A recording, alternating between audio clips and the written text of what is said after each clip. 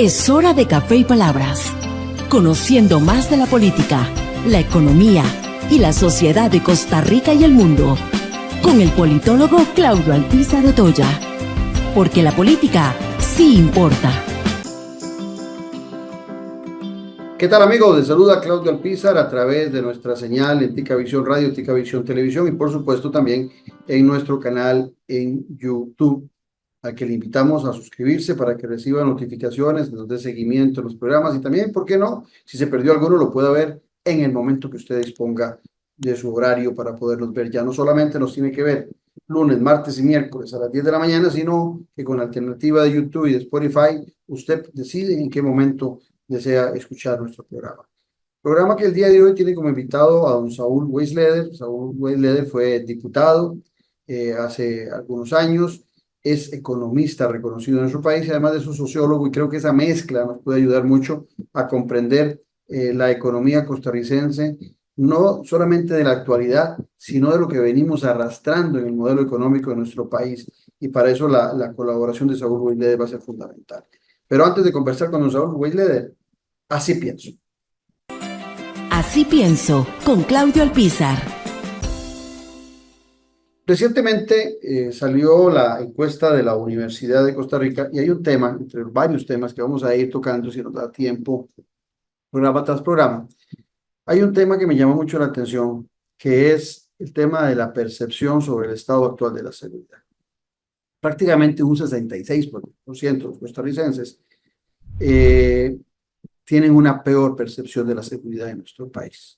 Solo hay un 16.93 que tienen una mejor percepción y un 17.26 que sienten que la seguridad sigue estando igual de insegura, por llamarlo de alguna forma. Pero es preocupante porque el tema de la seguridad es un eje transversal. Si queremos tener una buena economía, requerimos no solamente para el desarrollo interno de nuestra economía, niveles de seguridad aptos. Si queremos captar inversión extranjera en nuestro país, requerimos darle seguridad a esos inversionistas y a quienes vienen a representarlos a nuestro país. No solamente seguridad jurídica, sino seguridad ciudadana, seguridad nacional.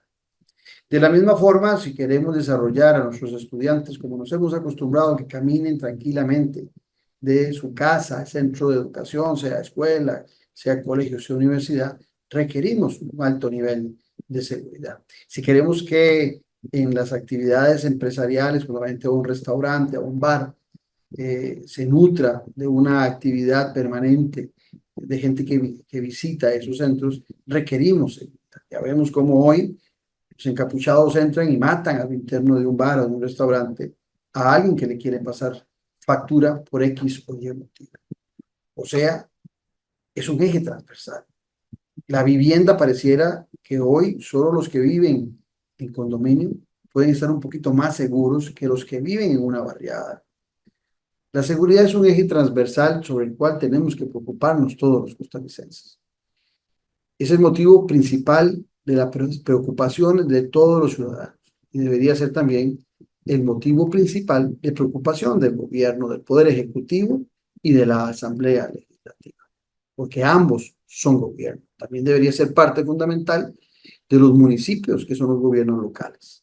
Si nosotros no logramos devolverle a Costa Rica los grados de seguridad que por tantos años disfrutamos, esas percepciones y esos daños colaterales que provoca en el estado de ánimo, no solamente del inversionista, sino del ciudadano común y corriente, en el buen sentido de los términos, seguirá afectando la vida de los costarricenses. El Poder Ejecutivo y la Asamblea Legislativa están obligados a ponerle mucha atención. La Asamblea Legislativa con las leyes adecuadas y el Poder Ejecutivo con el uso de la fuerza y la investigación que le permite y que le dota a nuestra Constitución política. En lo inmediato, el más responsable de la seguridad de nuestro país es el Poder Ejecutivo. Estamos en Café y Palabras porque la política sí importa. En breve volvemos con Café y Palabras, con Claudio Alpizar. En un mundo donde hoy la conexión con la naturaleza es más importante que nunca, existe un lugar que le invita a desconectarse del ajetreo diario y a reconectarse con su interior. Sean bienvenidos a la Reserva Natural Montaña Sagrada, donde cada paso es un encuentro con la serenidad y la belleza natural del Parque Juan Castro Blanco. Acompáñenos y disfrute de una experiencia única, donde el senderismo se convierte en una aventura espiritual, respirando ese aire puro que revitaliza cuerpo y alma. Descubra los beneficios de pasar tiempo en la naturaleza, de respirar profundamente y sentir la energía renovadora que solo el bosque puede ofrecerle. Conéctese con la naturaleza y visite Montaña Sagrada. Les esperamos para explorar y disfrutar de este paraíso natural juntos. Noche sin tregua. Sea parte de la política con P mayúscula. Todos los domingos al ser las 8 de la noche. Disfrute de las tertulias con el politólogo Claudio Alpizar con los principales actores de la política nacional en nuestro canal de YouTube y en Ticavisión Televisión. Recuerde que todos los domingos usted tiene un compromiso con la política con P mayúscula en Noche sin tregua.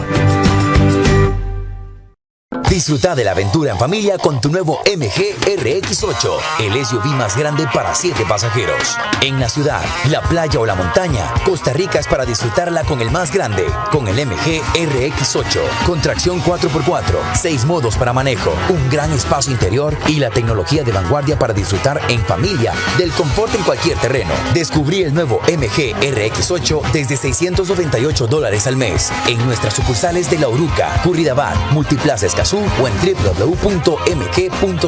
Aplican restricciones. Estamos de vuelta en Café y Palabras con el politólogo Claudio Alpizar. Gracias amigos por continuar en nuestra sintonía y como les prometí, aquí está con nosotros don Saúl Weisleder, economista y sociólogo, porque vamos a hablar de la economía costarricense, pero más de la coyuntura actual, que no es que no la vamos a tocar, porque puede ser ejemplarizante para lo que vamos a desarrollar. Lo que queremos hablar es de los problemas estructurales, de las cosas buenas, de las cosas malas que tiene el modelo económico en Costa Rica. Creo que va a ser un programa también muy ilustrativo para todos aquellos que quieren tener un marco de conceptual mucho más amplio para saber de dónde vienen nuestros problemas o de dónde vienen también las virtudes de nuestra economía. Saúl, qué gustazo tenerte en el programa y qué gusto, aunque sea a la distancia, volverte a ver. Bueno, más bien el gusto es mío, Claudio, sinceramente, y te decía fuera de micrófono, yo estuve al inicio cuando comenzabas y he visto el crecimiento que has tenido en la apreciación de la gente. No lo puedo decir por números o por estadísticas o lo que fuera, pero no hay ninguna duda que tu programa es uno de los referentes para formación de opinión y entonces estar aquí para mí me da mucha satisfacción y bueno, hablar con el público. Claro, a los que nos gusta la política y los temas que están relacionados con la política, sea en el caso tuyo sociología o sea economía, pues este programa es un programa de nicho, igual que el de Noche sin Tregua, ¿verdad? Donde a la gente que le gusta, que le da seguimiento a lo que acontece en el país, pues es a quienes más nos sintonizan. Ahí si quieres te subís un poquito, te quitas un poquito de techo para que te vean mejor los televidentes, ahí perfecto. Saúl, bueno, empecemos. Y podríamos empezar, no sé si poner como un límite de nuestra evolución histórica, porque la economía, pues, Exacto. nos acompaña a nosotros desde el día 1 de nuestra independencia y mucho más antes.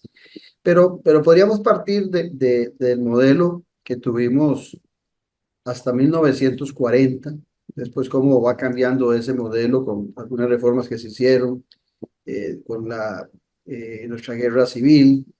Y después también me parece que sería muy interesante ver, yo he venido hablando, no sé si me has oído, de cuarentenas, que muy curioso, es una coincidencia, y tenemos una cuarentena del año 1900 a 1940, que era el modelo liberal, de 1940 a 1980, cuando viene la crisis del petróleo, otro modelo, y ve qué interesante, a partir del 80 a lo que estamos, 2022, 2024, el modelo de exportaciones de nuestro país. Entonces es interesante que realmente, si lo vemos desde esa perspectiva, hemos tenido cuarentenas de verdad, de 40 años que denotan los cambios en la economía costarricense, pero quisiera que seas vos el que le ponga la cascabel al gato en este tema. Bueno, de verdad que muy interesante, sinceramente muy interesante esa clasificación. pero se pueden hacer clasificaciones u ordenamientos digamos, de diversas maneras. Yo me he permitido también hacer una periodización, digámoslo así, de nuestro desarrollo económico. Y lo hago considerando 4 etapas o modelos. Antes de referirme a cuáles son, y por supuesto en lo que vamos a profundizar es en lo más reciente, supongo, sí quisiera decir que es muy importante entender esto de los problemas o de los modelos estructurales, porque los problemas de los que más habla la gente y de los que se habla montones y existe hoy en día con las redes sociales muchísima información que la gente tiene a mano, es lo que podríamos llamar las expresiones coyunturales de esos problemas. Por ejemplo, el déficit fiscal, la inflación, el tipo de cambio, incluso el empleo. Son temas fundamentales porque eso es lo que le afecta a la gente cotidianamente, pero responden y se manifiestan a partir de, digamos, de la estructura de la economía. Entonces paso a enunciar un poco cuáles son esas etapas o esos periodos con sus respectivos modelos. En parte esto está sustentado en una clasificación que hace don Rodrigo Facio en su libro Estudio de Economía Costarricense, obviamente solo para la primera parte. Es lo que llama el modelo agroexportador. El modelo agroexportador surge prácticamente casi con nuestra independencia. Si tuviéramos que especificar un año, diríamos que de 1820, y va a prolongarse por casi 150 años, 140 y tantos años, 143 años. Bueno, las cosas estas no son así milimétricamente exactas, pero cuando se establece, se le agrega al modelo agroexportador, no es una sustitución, sino que es una nueva turbina, que es el modelo de industrialización, conocido también como de sustitución de importaciones, más la incorporación de Costa Rica al mercado común centroamericano. Ese modelo tiene una vigencia por sí solo, digamos, mucho más corta, de unos 20 años, del 1963, que es cuando Costa Rica se incorpora al mercado común centroamericano. Recordemos que las fuerzas conservadoras en Costa Rica no permitieron la incorporación al mercado común centroamericano. Cuando esto se inició únicamente interesantemente, con los países del Triángulo Norte, con Correcto. Guatemala, El Salvador y Honduras, bueno, y Nicaragua también. En cambio, Costa Rica fue el que entró más tardíamente, en el 63, en el gobierno de don Chico Orlich. Y alrededor de... Nada más un comentario corto en eso, Saúl, Sí, que por favor. no se hablaba en ese tiempo de tratados de libre comercio ni nada por el estilo. Y podríamos decir No, que fuimos en Centroamérica promotores de ese futuro que hoy estamos viviendo, ¿verdad? efectivamente, fue, digamos, una de las primeras formas de asociación comercial, de liberación de comercio, pero restringido a cierta área y con una serie de regulaciones. El modelo fue concebido y fue preparado por CEPAL, por la Comisión Económica de América Latina, particularmente su oficina en México, y tuvo en ello, bueno, tuvieron participación varios distinguidas personas que ya hoy son del pasado. Antes hablábamos de ellos como presentes, destacando sobre todo don Carlos Manuel Castillo, que en paz descanse. El doctor Castillo era el director de esa oficina de CEPAL en México. Y efectivamente fue precursor, digamos, es el que más sostenibilidad, más permanencia ha tenido. Pero alrededor de fines de los años 70, principios de los 80, esa combinación de modelo agroexportador, y no sé si querés que explique un poquito por qué se le llama agroexportador, porque dependíamos fundamentalmente de la exportación de productos agrícolas sin ningún tipo de procesamiento, ni de industrialización, ni de agregación de valor. Era el café, Eso el te iba a poner grano. de ejemplo. El café es el ejemplo que hoy lo vemos, que hoy hacemos café gourmet y tal vez Exactamente. ya no sale por... En esa época para nada, ¿verdad? Se exportaba en oro, como se dice. Estaba el café, luego vino el banano con la venida de las compañías bananeras extranjeras que establecieron primero unos enclaves bananeros, después hubo nacionales que también se dedicaron a la producción de banano, pero la comercialización les resultaba sumamente difícil, ¿verdad? Y entonces ahí hubo todo tipo de arreglos y conflictos. Eh, Cacao en una mucho menor medida azúcar también, pero también en mucho menor medida, excepto ya cuando se da la Revolución Cubana, que por razones geopolíticas, los Estados Unidos, que es el principal mercado hacia el que exportaba azúcar estos países, cierra la importación de Cuba, que es su principal proveedor, y distribuye esas cuotas de Cuba entre los países centroamericanos fundamentalmente, bueno, y República Dominicana y algunos otros países tradicionalmente exportados, de Haití, etcétera. El mismo Nicaragua siempre ha exportado mucha azúcar, ¿verdad? En algún momento. Sí, efectivamente. Y luego, con la crisis de ese modelo, en el gobierno de don Luis Alberto Monge, se inicia lo que conocemos como el modelo de promoción de exportaciones. Es decir, se le dan incentivos a lo que yo he llamado, en una frase de brevedad, a la exportación de nuevos productos a nuevos mercados. Y ahí ese modelo que tiene en sentido estricto una vigencia como de unos 15 años hasta 98 más o menos aproximadamente, aunque lo que sigue es una continuación de ese modelo, no es un rompimiento fuerte con el mismo.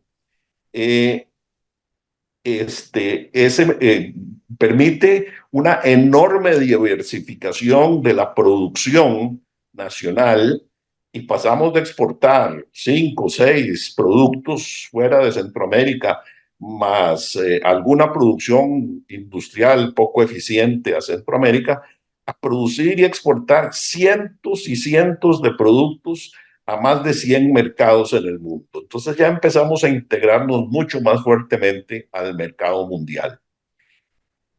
Y especialmente luego de la llegada a Costa Rica de Intel en el gobierno de don José María Figueres, se da lo que podríamos llamar un salto cualitativo de ese modelo, que es la incorporación y el desarrollo de industrias con mayor tecnología y mayor valor agregado. Pero a la vez se empiezan a negociar cantidad de tratados de libre comercio, lo que vos mencionabas hace un rato. En realidad, el primer tratado de libre comercio fue negociado en el gobierno de don Rafael Ángel Calderón en el año 90, en el periodo 90-94, y aprobado por la Asamblea Legislativa. Yo era diputado en esa época, con gran discusión, en el periodo 94-98, no recuerdo el año exactamente. Fue el primer tratado de libre comercio que se aprobó. Y bueno, luego fueron sumándose uno y otro. Ahora, estos modelos, cada uno de ellos, tuvieron sus grados de éxito, pero también sus grados de fracaso o debilidad en la época respectiva.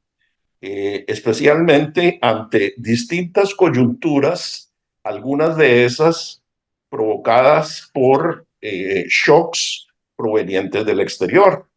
porque una cosa que sí caracteriza a nuestra economía, la caracterizaba y la sigue caracterizando, es su dependencia de lo que ocurra en el exterior. Somos pequeños, ya no vale casi ni la pena repetir la vieja frase, bueno, la refería sobre todo a la cuestión especulativa, financiera, de que cuando Wall Street estornuda, a nosotros nos da una gripe, pero podría aplicarse en términos generales a la economía. Cuando hay un resfrío en las economías desarrolladas, nosotros padecemos una gripe. Algunas debilidades comunes a todos esos modelos son su alta dependencia del exterior, como hemos dicho, un permanente déficit comercial, un mercado interno limitado, porque la dinámica fundamental está dada por el mercado exterior y no por el mercado interno. Esto sigue siendo cierto aún hoy en día, aunque con obvias diferencias. Hoy en día, digamos, esas características son un poco más atenuadas, podríamos decir. ¿Por qué? Bueno, porque la economía, nuestra economía ha crecido en términos cuantitativos y luego me referiré a los problemas que tiene, porque no, el hecho de que una economía crezca no quiere decir que ya entonces ha sido exitoso el modelo o ha sido exitosa la economía.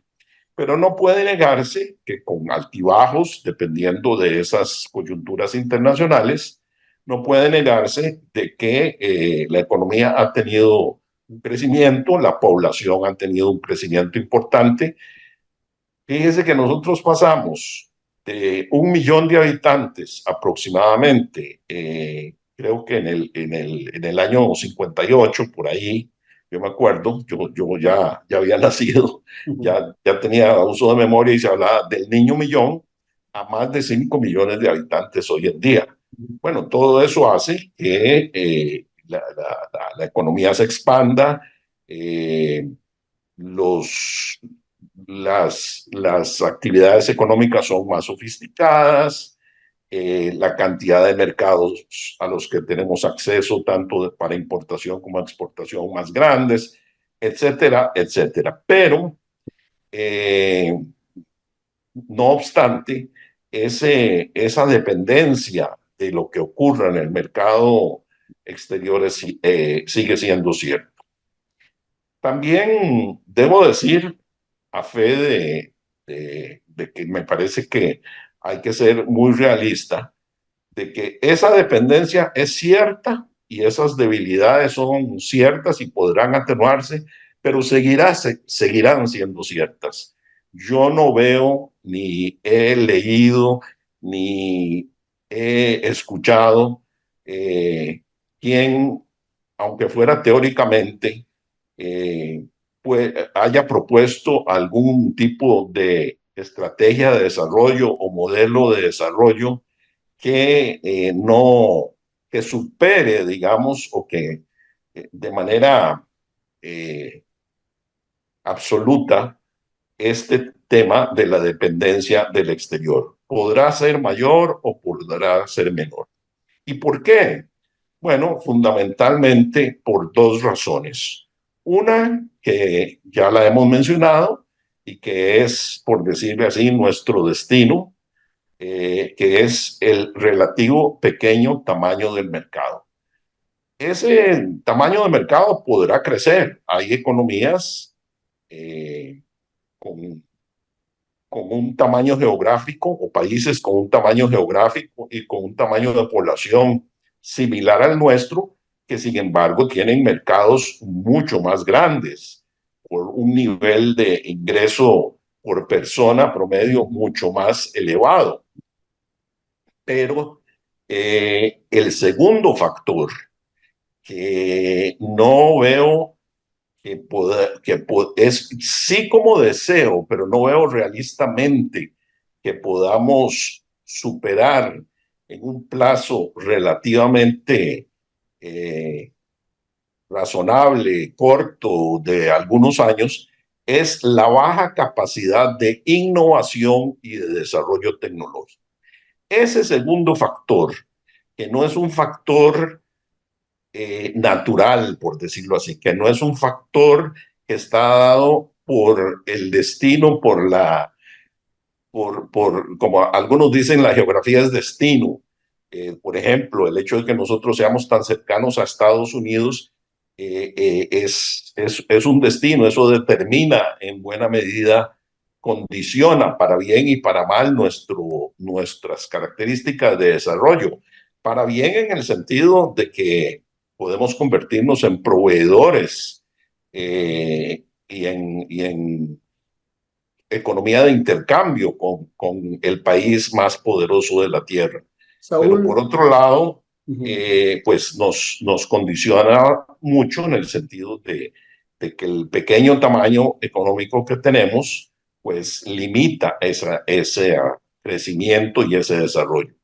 Eso Dame, puede dame un eventual. momentito porque has dicho cosas tan interesantes que tengo que interrumpirte porque creo que quienes nos están oyendo a través de Tica Visión Radio o quienes nos están viendo en televisión, Tica Visión Televisión o en nuestro canal en YouTube en forma conjunta, pueden tener algunas inquietudes muy interesantes de lo que has estado formulando. Vos tenés una formación muy interesante, sos economista y sos sociólogo. Entonces, por aquí viene un poco la pregunta, porque creo que ambos ámbitos te van a permitir a clarificarnos a nosotros mucho de lo que estás diciéndonos. Cuando yo te hablaba de dos cuarentenas muy marcadas, una muy concentrada en lo social del 40 al 80, después el modelo de cambio de exportación que vos también nos planteaste, en ambos cuarentenas fuimos exitosos, o sea, por supuesto, tal y como vos lo planteabas, con sus bemoles, ¿verdad? Con algunas cosas que pudimos haber hecho mejor, pero no podemos decir que del año 40 a 1980 Costa Rica no tuvo una gran evolución social, ¿verdad? En todos los ámbitos, desde el ámbito político democrático hasta la misma distribución de la riqueza y la lucha contra la pobreza, y fuimos exitosos. Es que vos hablabas ahora del modelo de desarrollo, ese es el modelo de desarrollo social que teníamos. Hacemos un cambio a un modelo económico de exportaciones, tal y como vos lo decías, y también fuimos exitosos. Pasamos de 3, 4 productos a 4.000, hasta de 5.000 productos, se hablan de exportación, en lo que vos decías, más de 100 mercados.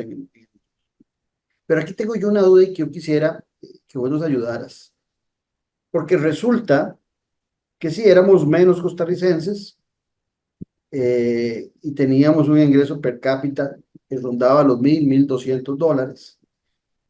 Llegamos a ser más de 5 millones y ha habido momentos donde tenemos un ingreso per cápita de 14.000 dólares por persona, o sea, pasamos de 1.000 a 14.000, aumentando el mercado interno de los consumidores a 5,5 millones hoy en día. Pero vos decías algo que me quedó desde el principio, me quedó como una frase lapidaria aquí. No necesariamente porque una economía tenga buenos números o parezca que lo macro anda muy bien, quiere decir que es una economía exitosa. Yo me adelanto a lo que vos nos puedas contestar ahorita. La economía es exitosa siempre y cuando la disminución de la pobreza y la capacidad de ingreso de las personas aumente, porque la macroeconomía nos puede engañar en los números muy macros, pero cuando vamos a la micro encontramos mucha pobreza. Entonces, después de este comentario que me lo has incentivado vos con todo lo que nos has estado diciendo, te pregunto, ¿por qué no logramos conchavar esos dos modelos? Fuimos exitosos en lo social, fuimos exitosos en lo económico, pero cuando éramos exitosos en lo social, lo económico caminaba lento. Cuando hemos caminado rápido en lo económico, lo social se ha deteriorado. ¿Dónde ha estado el problema de lo que vos me planteabas cuando empezábamos en esta conversación, que es los problemas estructurales? Te la dejo ahí. Muchas gracias, Claudio. Sí, yo voy a hacer un paréntesis muy breve y muchas gracias por la pregunta. En cierto modo, me adelanta, pero no importa lo que, digamos, la forma en que yo había ordenado mi presentación, porque no puedo ignorar de ninguna manera los temas tan importantes que estás planteando. Obviamente, alguien como yo contempla ese tipo de cosas, pero podemos adelantar un poquito. Pero antes de eso, un paréntesis. Adelante. El tiempo es Yo, tuyo. yo, yo siempre he dicho, o sea, yo no soy, por decirlo así, y no soy el único en Costa Rica, pero somos la minoría. No soy un economista tradicional, o sea, yo me defino más como economista que como sociólogo, pero no soy un economista tradicional. Nosotros somos más lo que llamamos economista político, que combina de alguna manera, no con la política nuevamente, no necesariamente con la política electoral, aunque también la política Correcto. electoral, porque al final de cuentas en un sistema democrático, el sistema electoral es absolutamente indispensable y la búsqueda del poder y el ejercicio del poder se hace a través del sistema electoral, gracias a Dios, y por eso es que podemos mantener una democracia, entonces no podemos ignorar. Pero la política no se limita a lo electoral, eso es lo que a veces las personas no entienden, la política es mucho más que eso. Vos hablás y tenés una frase para introducir el otro programa que se llama Política Política con P con P mayúscula. mayúscula. Ujú. Eh, Te quiero decir, no sé si lo has escuchado, un día esto me lo recordó un compañero de Asamblea Legislativa. Yo en la Asamblea Legislativa una frase que decía, política de la grande. Y Ah, creo que estamos diciendo lo mismo, mismo. con Exactamente. distintas palabras. O sea, se puede hacer política chiquitica o se puede hacer política de la grande. No solo por lo que abarque o por lo que lleva, sino porque política chiquitica es la que se fija en los pequeños intereses, como la política con P minúscula, digámoslo así, mientras que la política con P mayúscula o la política grande es una forma de entender la política en cuanto a los intereses más generales. Bueno, ese es un poco el paréntesis que quería hacer, de que a mí me resulta prácticamente imposible y no resto con esto en absoluto ningún mérito a los colegas que se concentran en los temas, digamos, de la coyuntura y en las cuestiones numéricas y cuánto subió la inflación este mes y el mes pasado y el que sigue y el déficit fiscal, etcétera. Pues obviamente tenemos que trabajar con eso. Yo también Por supuesto. trabajo con eso, pero no hay que quedarse ahí. Ese es el punto. Entonces, volviendo a tu pregunta, eh, el tema es de que no, no, no hemos sido exitosos y más bien ha ocurrido en los últimos años lo contrario en lograr una mejor distribución de la riqueza y del ingreso que se produce. Ha habido una mayor concentración de la riqueza y del ingreso.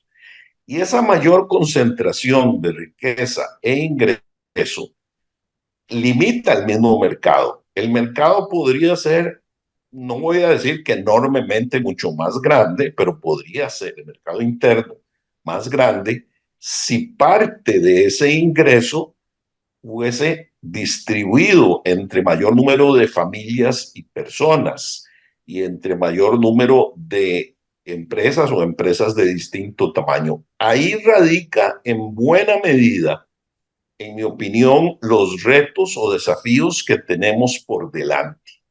Ahí radica la esencia del asunto. Ahora, no es que sea fácil decirlo, porque no se habla ya mucho de eso y a mucha gente se le olvida, pero mucho más difícil es tratar de realizarlo, tratar de lograrlo, tratar de cambiar esa situación.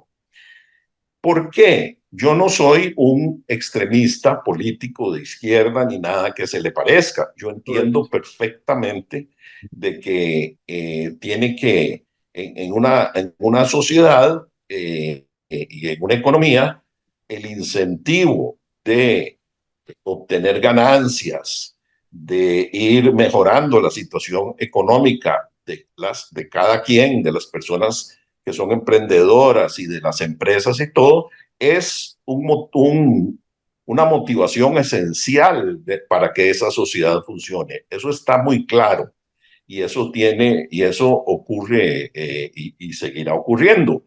Ya conocemos la prueba en que las sociedades en las que se quitan esos incentivos más bien van a un fracaso mayor.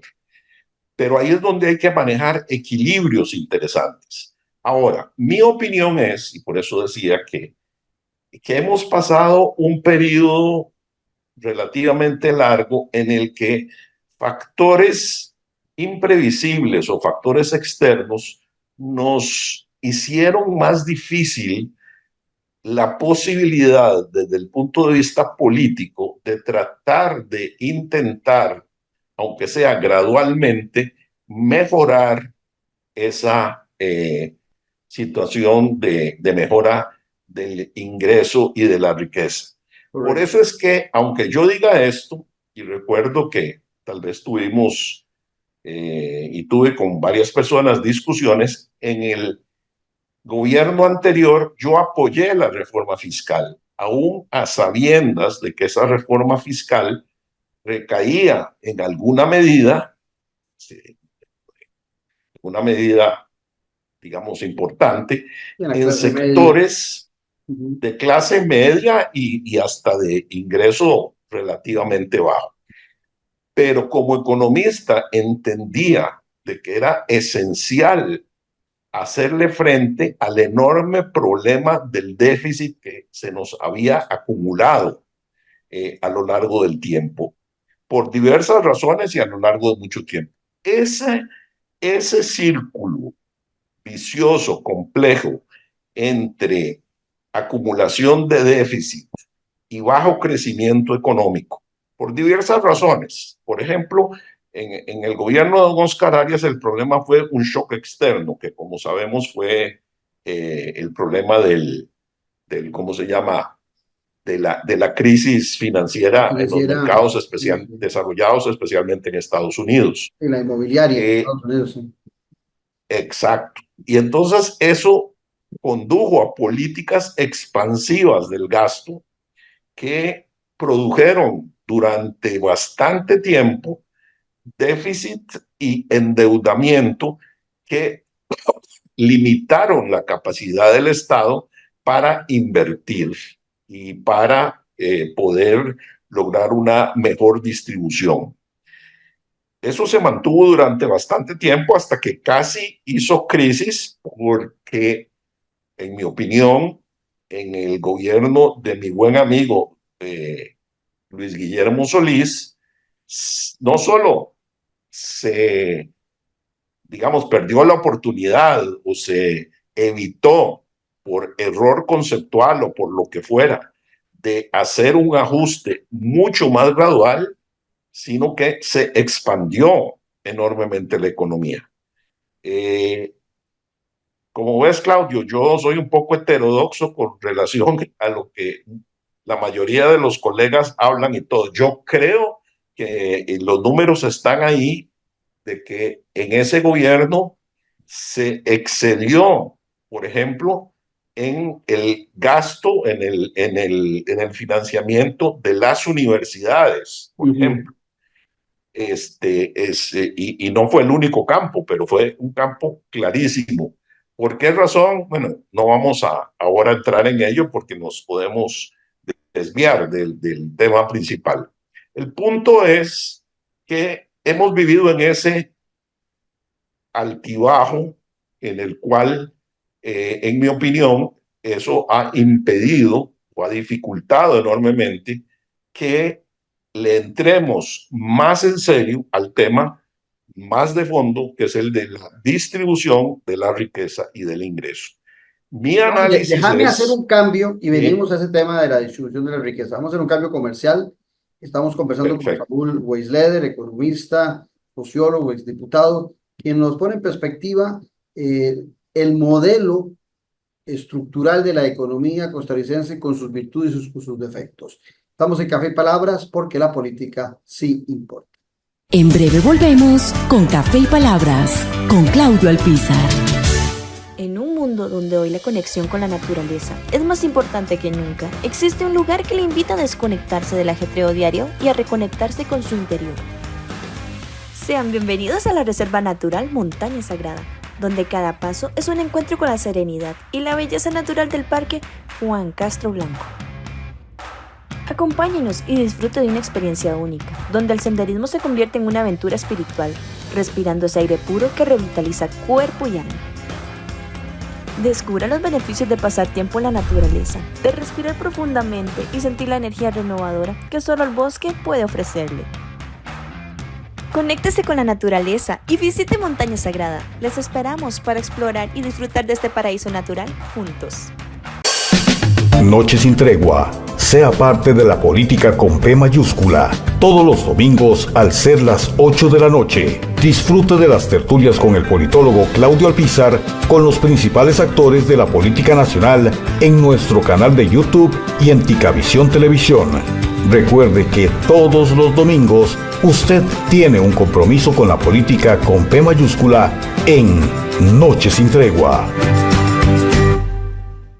Disfruta de la aventura en familia con tu nuevo MG RX8, el SUV más grande para 7 pasajeros. En la ciudad, la playa o la montaña, Costa Rica es para disfrutarla con el más grande, con el MG RX8, con tracción 4x4, 6 modos para manejo, un gran espacio interior y la tecnología de vanguardia para disfrutar en familia del confort en cualquier terreno. Descubrí el nuevo MG RX8 desde $698 al mes en nuestras sucursales de La Uruca, Curridabat, Multiplaza Escazú o en www.mg.cr. Aplican restricciones. Estamos de vuelta en Café y Palabras con el politólogo Claudio Alpizar. Gracias por continuar con nosotros y continuamos nuestra conversación con esta cátedra económica e histórica que nos está dando don Saúl Weisleder, economista reconocido de corte, diría yo, después de haberte oído. Gente como yo lo disfrutamos mucho, con una visión muy socialdemócrata de lo que debe ser la economía. Yo inclusive recuerdo que en alguna ocasión me tocó dar un curso de economía política en la Universidad de Costa Rica, y entonces yo decía que yo no daba economía política, que yo daba política económica. Iba a poner la palabra de política antes de la economía, porque cuando se genera desde el Estado la economía, vos lo dijiste muy bien. Cuando se toman decisiones políticas, inclusive a veces algunas de esas decisiones se alejan de los fríos números del debe y del haber, sino que tienen una función desde el punto de vista sociológico mucho más importante, que es la lucha contra la pobreza, y a veces tenemos que tomar decisiones que vengan a colaborar en esa lucha contra la pobreza. Yo soy muy distante de la visión que hoy se mantiene, que es una visión muy economicista de los fríos números, sin darnos cuenta, Saúl, que detrás de eso hay personas. Pero te dejo en el tema que estabas vos planteándonos, del tema de la lucha contra la desigualdad y la pobreza en nuestro país. Muchas gracias, Claudio, muchas gracias. Sí, efectivamente, dos breves acotaciones antes de continuar con eso. La primera es, efectivamente, yo me considero... Y bueno, es que por bastante tiempo no he estado en la palestra, digamos, pero hace bastantes años, allá por los años 80, escribía en La Nación y yo planteé un concepto que llamo la socialdemocracia remozada. Yo me considero un socialdemócrata remozado. Un socialdemócrata remozado es un socialdemócrata que sigue apegado a los principios de la socialdemocracia, tal como los entendieron don Pepe, o don Daniel Oduber, o don Luis Alberto Monge, o don Oscar Arias, o don etcétera, Rodrigo Facio en Costa Rica, pero adaptado o ajustado a las realidades del mundo de hoy. Ya en aquel momento, por eso se dio el cambio ese de modelo. Los socialdemócratas tradicionales, a los que yo llamaba estatistas, la socialdemocracia estática le llamaba yo, jugando un poco con la palabra de Estado y de estático, la socialdemocracia estática se quería seguir apegando al concepto de Estado y al modelo de desarrollo de los años 60 y 70, pero el mundo había cambiado de tal manera y el país había cambiado que ya no cabía. Después estaba en el otro extremo lo que yo llamé los liberacionistas liberalizantes, que lo que pretendían era una liberalización completa, y eso tampoco, en mi opinión, era la respuesta. Bueno, entonces, digamos, entonces sí, yo sigo llamándome, aunque nadie me dé pelota, y creo que existe una corriente que debe llamarse la socialdemocracia remozada, que es mantener los principios, pero estar siempre atento a las realidades para adaptar los medios a esos principios. No habrá unanimidad, habrá discusión, etcétera, pero es así. Y la segunda, muy breve, Claudio, que contabas lo de la clase que dabas y que vos decías que dabas de política económica, no de economía. Lo que pasa es que para los economistas la política económica es otra cosa. Entonces, que no me voy a desviar ahora porque si no, probablemente más bien voy a causar más confusión que aclaración. Lo podemos hablar en otra ocasión o fuera del micrófono. Yo sigo creyendo que, aunque pongamos primero la palabra economía y luego política, economía política, creo que tu clase era de economía política. Ahora, aunque vaya de esa otra manera. Nos están quedando 10 minutos. Y Okay. quiero irte planteando esos problemas estructurales que hemos venido arrastrando dentro del marco de lo que hoy está viviendo la economía costarricense, que no son sus mejores tiempos. Claro. Bueno, el gran reto, el gran desafío es lograr una mejora en la distribución de la riqueza y del ingreso.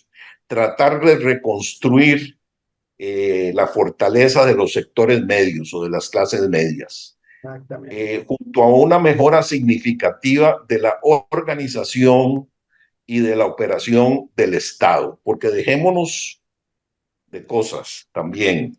La población no está contenta con la forma en que el Estado le entrega, digamos, los servicios que debe entregarle.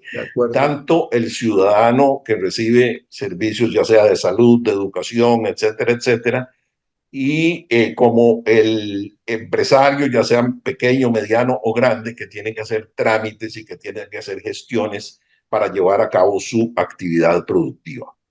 El tema de la infraestructura es un tema muy grave. Pero ¿qué es lo que ocurre? Yo no voy a hacer demagogia y decir que esas dificultades y esos problemas comenzaron en el actual gobierno. Eso sería hacer demagogia, eso sería falso. Sin ninguna lógica. Con toda franqueza, vienen de bastante atrás. Ni el actual, ni el anterior, ni el trasanterior, simplemente vienen de atrás. Pero tenemos muchos años, incluyendo parte en gobiernos liberacionistas, siendo yo liberacionista. Tenemos mucho tiempo en el que no se ha logrado confrontar y resolver estos problemas como debía ser. Y ahí es donde caen, pero en los últimos tiempos, y ahora sí, en este gobierno, el tema se ha agravado, en mi opinión, y agravado por mucho. Y se ha agravado por mucho porque siempre es difícil gobernar. Es más fácil hablar que gobernar. Es más fácil proponer que llevar adelante, que realizar. La gente se queja mucho, pero a la hora de que se le presentan soluciones, siempre habrán quienes presentarán objeciones, unos más fuertes, otros menos fuertes, etcétera, etcétera. Pero creo que en los últimos tiempos se ha dificultado casi a un nivel exponencial la capacidad de llevar adelante esto por falta de habilidad y por falta de voluntad política.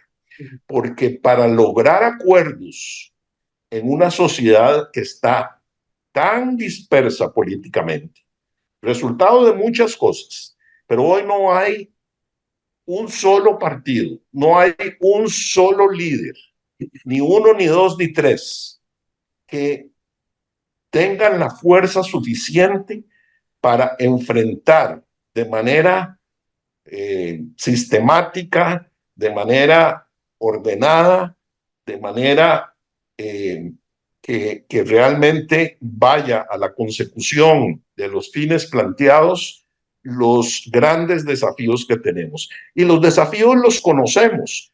Podrá haber diferencias, y las hay, sin duda alguna, las hay, en el grado en el que debe acometerse un determinado asunto, pero ¿quién va a dudar de que tenemos un problema tan grande en la educación hoy en día y en la infraestructura y en la seguridad?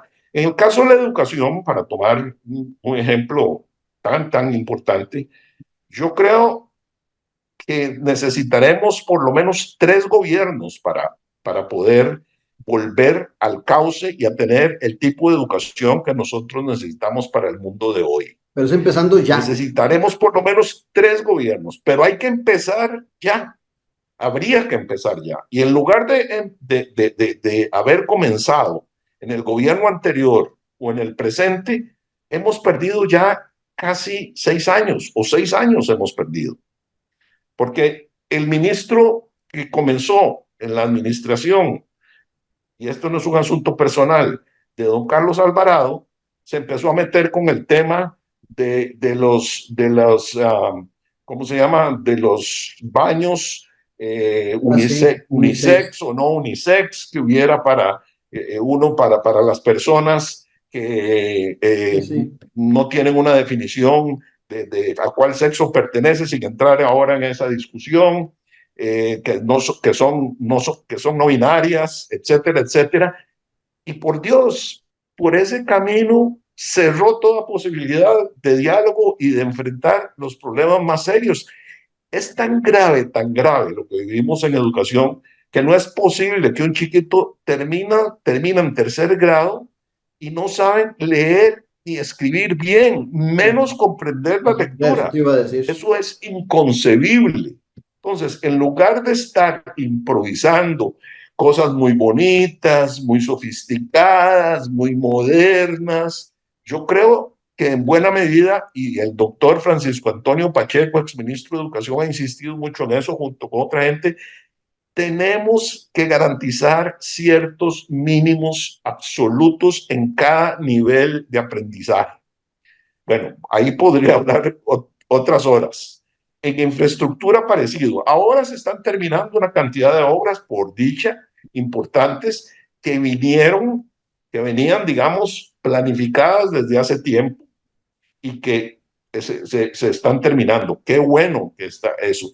Pero me temo... en el área metropolitana, dejando de lado, por ejemplo, Limonal, Caña, dejando la 32 a Limón, dejando por fuera San Carlos. San Carlos, San Ramón. A veces en tenemos, muchos casos, bueno, dentro de ese marco que estás hablando, en el poco tiempo que nos queda ya, de los problemas estructurales, uno de los problemas estructurales, Saúl, es que creemos que el área metropolitana es Costa Rica. Así es, exacto. Ese es un tema absolutamente prioritario, digamos, para tener que enfrentarlo. Y cada día se nos complica más porque, por ejemplo, si cogemos el tema de la seguridad, vemos que la mayor inseguridad precisamente está también en las zonas periféricas, ¿verdad? Correcto. Y se nos ha ido trasladando también hacia el centro, pero las costas, por la misma razón de dónde proviene el problema de la inseguridad, es un problema que afecta fundamentalmente a las zonas, a las zonas costeras y a las zonas alejadas del centro.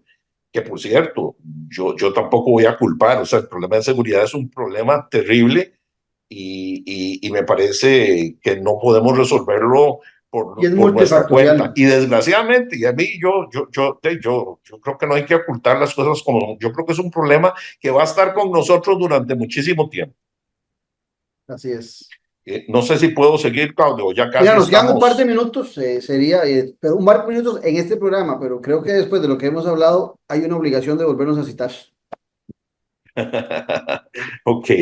No, pues yo lo que quisiera terminar, habiendo enunciado, tal vez al final de una manera menos ordenada, pero abarcando en términos generales los temas fundamentales del país, que ahora yo creo, estoy convencido de dos cosas. Uno, que hemos llegado a un punto en el manejo económico en que ya no podemos seguir pateando la pelota, y espero que no se dé una crisis internacional que nos devuelva, y menos un gobierno nacional que nos devuelva a una situación más difícil. Yo siento que hemos llegado a un punto en que sí es posible reordenar las finanzas públicas, la forma de cobrar los impuestos, el tipo de impuesto que cobramos, etcétera. O sea, hay que hacer cambios muy importantes ahí. Yo creo que hay que ponerle más impuesto a la riqueza, menos impuestos a los ingresos. Creo que hay que cobrar impuestos hacia las actividades exportadoras. Todo esto hay que hacerlo negociadamente. Me parece que no son cosas que se pueden imponer ni se deben imponer. Hay que hacerlas con tiempo, con inteligencia, con habilidad, y todo pasa por la política. Y ahí es donde se nos abre enorme interrogante, porque el país está viviendo una confusión política tremenda. Estamos viviendo un periodo en el cual hemos tenido un retroceso enorme en nuestro desarrollo político. ¿Cómo podremos superar eso? Yo no tengo la respuesta, lo digo con toda sinceridad. Yo espero que haya otras personas y que haya grupos de personas que tengan la capacidad de poder comenzar a dar esas respuestas, que tienen que generar un proceso que, repito, no es un proceso rápido, es un proceso que va a tomar su tiempo. Pero Costa Rica merece, y el habitante promedio costarricense, el de clase media, el de clase baja, el empresario, el emprendedor, el que se la juega arriesgando para hacer nuevas empresas, nuevos negocios, nuevos emprendimientos, todos podamos tener un clima en el cual podamos desarrollar nuestras habilidades. Conversando con un empresario hace unas semanas, me dijo, nosotros tomamos la decisión de que en los próximos 24 meses no vamos a hacer nuevas inversiones. Lo que ya tenemos invertido, pues lo vamos a mantener, vamos a hacer las inversiones que se requieren, pero nuevas inversiones no. Y eso en gran medida porque no existe confianza, porque existe inseguridad. Ese es el gran reto que tenemos en este momento, en mi opinión. No, hay que sacar el ratito, o tenés que sacar el ratito otra vez para volverme a acompañar y seguir dándole más pluma a esto que has planteado, porque revisar varias décadas en una hora no es un tema sencillo. Entonces podremos Sí, señor. tener otros programas. Muchas gracias al economista Saúl Weisleder por habernos acompañado, pero sobre todo a ustedes que tienen ese compromiso siempre con nuestro programa, con Café y Palabras. Les recuerdo que ustedes los pueden ver a través de Ticavisión Televisión y Ticavisión Radio, y también en forma simultánea en nuestro canal en YouTube. Y los espero el próximo lunes al ser las 10 de la mañana, aquí, donde la política sí importa. Un abrazo. Esto fue Café y Palabras, porque la política sí importa, con el politólogo Claudio Alpizar Otoya. Café y Palabras.